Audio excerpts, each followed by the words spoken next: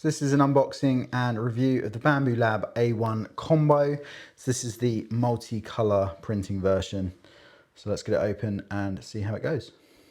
Okay, so this is most of the stuff out. Obviously we've got the base of the machine, the axis thingy, and some other bits.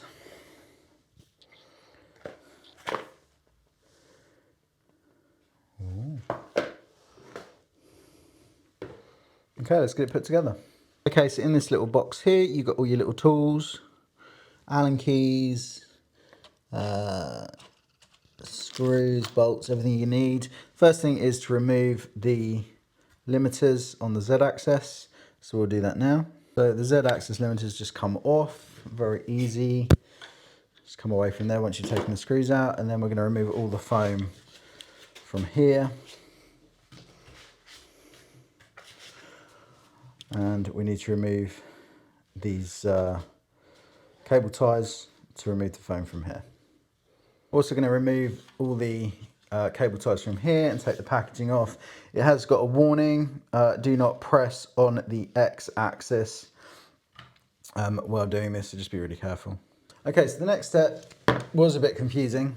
So this has to be facing that way with the screen to the right hand side, and down here this is taped on. So this tape needs to come off and this needs to move across, because underneath here there is a slot for all the components to go, which is in here. Well, not components, wires to wire it up. So we're going to do that now, and you tilt it at a 45-degree angle to pass it over this section when you're ready and you've moved that across. So we'll do that now. You can see once it's untaped, this just comes loose and it can be moved. So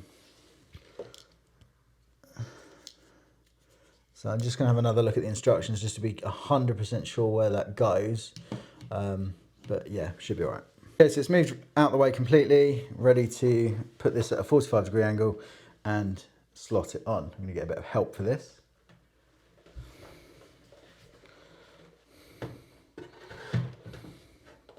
And then, yeah, and that's it. Just slots on quite nicely. So we then move the heat bed right to the front, like so, making sure it's all the way forward. So from the back of the printer, this pops up and then slides out.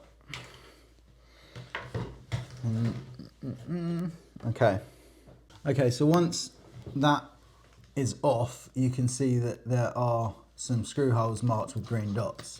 Each of these will be screwed down to keep the base onto the frame. We just need to make sure we use the right screws. And what have we got here? We've got 4 base housing. So that should be pretty straightforward. So there's one here, all of the greens, and then we've got to slide this back, and you can see at the front there's more here.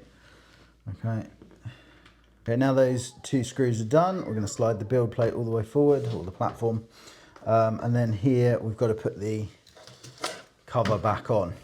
So it should just slide back in, lined up. I'll do that now, and just clips back down. Perfect. So on the bottom, we're going to take the tape off this wire. There's a wire here, and it is got the orange marker on it. And of course, sticky tape never comes off cleanly, does it? I'll get that off in a minute. Oh, there we go. Kind of. So then this wire here with the orange tab passes through here, and it will clip down. Try and make sure you don't clip the cable, like so. And then this all slots in, if you watch. Pushes up, and then it's just colours to colours. So there's a green tag, a white tag, and an orange tag. And just make sure it's all firmly connected. And then there is a little screw here to screw it in to hold it in place, which you can do with the little tool that they give you. Quite a nifty little thing. So then just screw that in. And once that's done, we're good to go. The touchscreen just folds out, like so. Okay, so we're going to move the tool head to the middle, and we've got the purge wiper, which goes onto here, like so, and it has to be attached with a screw. So I'll do that now. So the purge wiper actually slides in from the back, like so, and clicks in place. And then there's a screw to hold it in. Okay, so we now need to take the cable ties 1, 2, and 3 off of this. This is going to get mounted to the stand here with the main cable, this one, main cable here, to the back, like so, and then it'll be attached with screws. So attached like that, obviously green to the back, orange to the front, if that helps. Although not really, because there's a green on both sides. But literally you want the cable going to the highest point on the stand, and then the screws are in this packet, which say, if I can focus, for AMS stand. And then 1, 2, 3, 4, to either side. Okay, so we're going to take the rotary spool holders, which are these things, and they literally go and line up, and they will push on a little bit more, I think, possibly. I'll try again in a sec. And color coded, so obviously yellow to yellow, green to green. Okay, let me just see if they go on any further. Push right the way on, okay? So make sure they get pushed all the way on. So the AMS, which is this, AMS light, goes onto the right side of the printer. We're then going to take the PTFE tubing, and there are 2 on here which are different sizes. Okay, so these are the short ones, 2 short ones. So at one end they all sort of line up, follow it down, boom, boom, boom, boom, boom, and you'll see that 2 of them are shorter than the others. And the short ones will plug into 1 and 2. So if we look at the AMS light, we've got 1 here and 2 here. So I'm guessing that, yeah, and here you can see it's actually quite faint, but 1 and 2, that, or I'm just blind and should have gone to Specsavers. 1 and 2 here, okay? So they're the short ones. So obviously the long ones are probably going to go in here. Once that's been done, all 4, you can see I've done that there. And these, if you've never done a PTFE tube, they just push in, and when you pull it, it doesn't come back out. To release them, you push the black connector here down and pull the PTFE at the same time. But don't do that once it's in. If it's in, it's in. So then these ones go into the hub here. And again, it doesn't matter what order, because obviously it knows it's 1, 2, 3, and 4 over here. And that's how you'll probably program it on the slicer. So let's do that now. So from the AMS, you've got the black data cable. So it just goes into the organizer here, and it should, there we go, it just push in. So obviously I'm assuming you can have another AMS on the other side, which is pretty cool. That's it, ready to go. Just got to plug the power in and we're good to go and put the build plate on. A couple of things. So this is the top spool holder. So this is if you're just using, say, one color, you'd mount that. Yeah, I'm not going to do that yet, so that's just going to stay to one side. And obviously you get a PTFE tube to go with that one, or a spare, for example. There's some other bits in here which we'll go through. In here we've got some spare bits, we've got the wire organizer, we've got a spare filament cutter, we've got this little thing, which I'm not too sure what this is yet. And that's on the back, just down here, so it's a spare one of those, whatever that is. We have got some lubricant grease for lubing stuff up.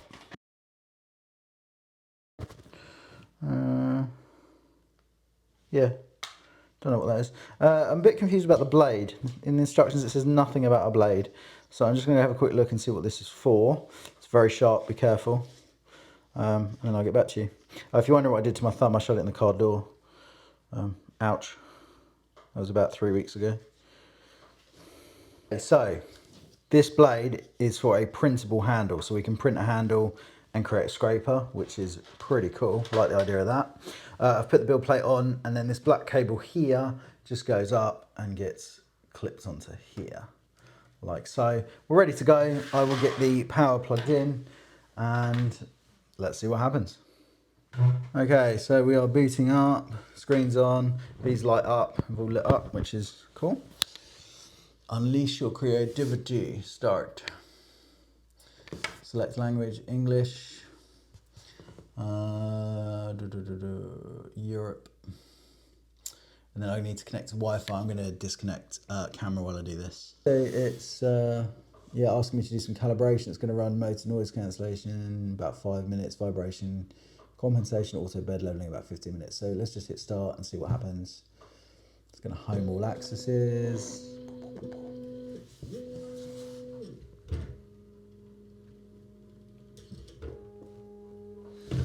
So just make sure this is a bit closer. Doing some auto bed leveling in a bit. That should be exciting.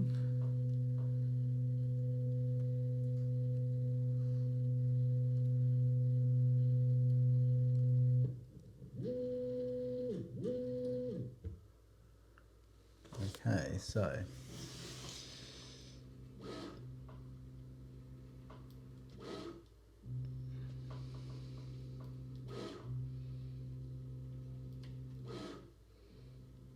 let's be honest, this is pretty cool.